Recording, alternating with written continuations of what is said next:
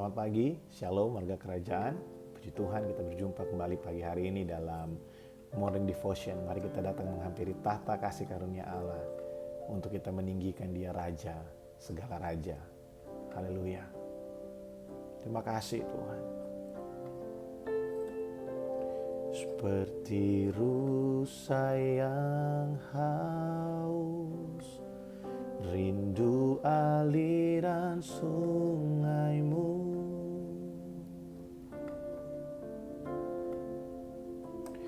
Hatiku tak tahan menunggumu.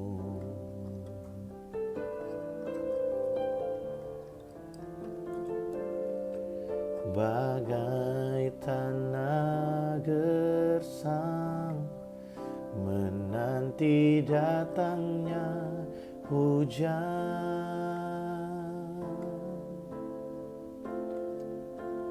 Begitupun jiwaku, Tuhan.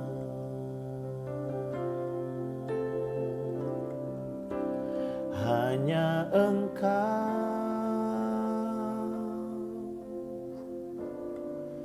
pribadi yang mengenal hatiku. Tiada yang tersembunyi bagimu. Seluruh isi hatiku Kau tahu, dan bawaku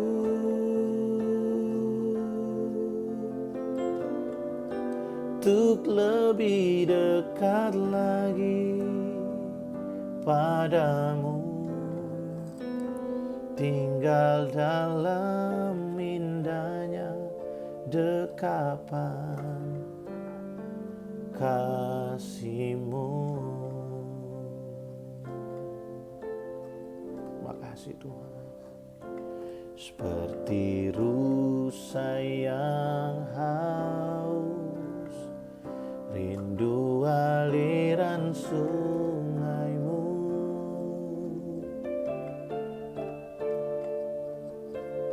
Hatiku tak tahan menunggumu.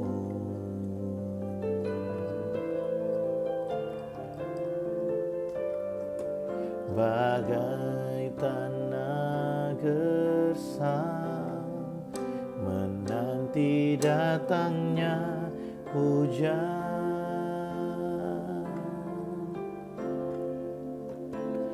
Begitupun jiwaku, Tuhan.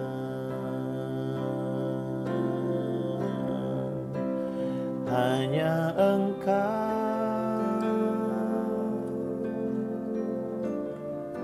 pribadi yang mengenal hatiku. Tiada yang tersembunyi bagimu.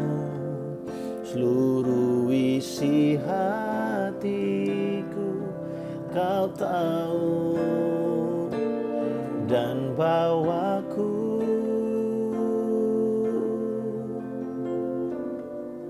untuk lebih dekat lagi padamu. Tinggal dalam indahnya dekapan kasih-Mu.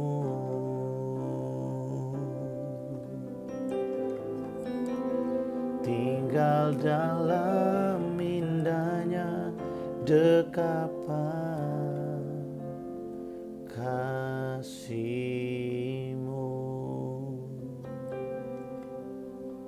Makasih Tuhan.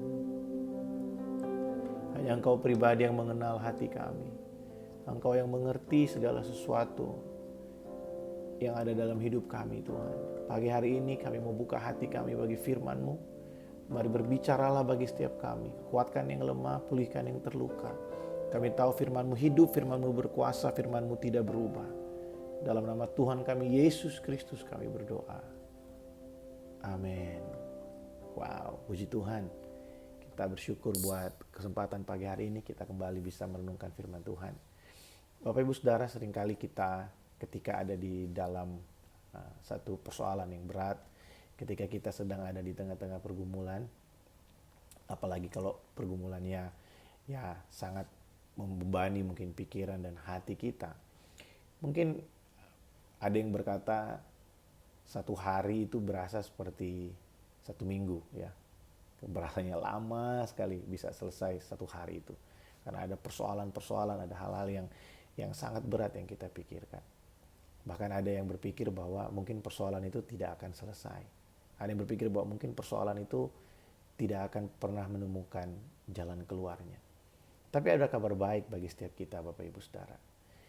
Bahwa kita ketahui tidak ada lembah yang tidak memiliki ujung. Setiap lembah pasti memiliki titik akhirnya. Segala sesuatu yang ada di dalam dunia ini tidak kekal, Bapak Ibu Saudara. Termasuk persoalan kita, termasuk pergumulan kita itu tidak kekal. Semua itu hanya sementara. Dalam 1 Petrus 1 ayat yang ke-6 dikatakan bahwa orang-orang pilihan itu diizinkan Allah mengalami duka cita untuk sementara, untuk sebentar saja. Kita diizinkan Allah untuk melewati itu semua. Tapi Tuhan yang kita sembah, Dia mengizinkan kita melewati lembah. Lembah air mata mungkin, lembah pergumulan mungkin. Dia mengizinkan kita melewati lembah bayang-bayang maut. Tapi Tuhan yang mengizinkan kita melewati itu semua. Dia tidak membiarkan kita melewatinya seorang diri. Tuhan menyertai kita, Dia bersama dengan kita. Dia ada bagi kita ketika kita melewati setiap lembah itu. Raja Daud menulis Mazmur yang sangat luar biasa. Sekalipun aku berjalan dalam lembah kekelaman, dalam bahasa Inggrisnya, dalam lembah bayang-bayang maut, aku tidak takut bahaya sebab Engkau besertaku.